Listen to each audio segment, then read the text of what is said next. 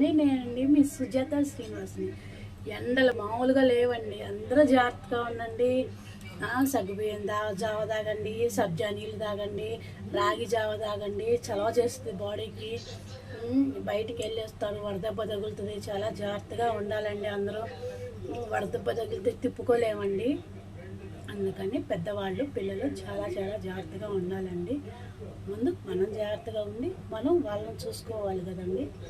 అందుకేనండి ఈరోజైతే మా బావ గోధుమ పిండి హల్వా అడిగాడండి. ఆ హల్వా అడిగాడని చెప్పి నేను చేశానండి. చాలా చాలా బాగా కుదిరింది. చాలాళ్ళు అయిపోయింది నేను చేసి, తినాలని ఉంది. సుజీ చేయి సుజీ అని మా బావ అడిగాడు. తను అడిగితే ఏది కాదనలేము కదండి, అందుకే అలా చేసేసానండి. ప్రాసెస్ అంతా వీడియోలో ఉంది, చూడండి. చూసి లైక్ చేయండి, సబ్స్క్రైబ్ చేసుకోండి. నా హల్వా అయితే సూపర్గా కుదిరిందండి. ఇదిగండి, చాలా చాలా టేస్టీగా ఉంది. అసలు ఎంత బాగుందంటే చాలా బాగుందండి. ఎప్పుడన్నా ఇలాగా చేసి పెడుతూ ఉంటాను. బయట నుంచి అయితే ఏమి తినరండి, ఇంట్లో చేసినవి తింటారు.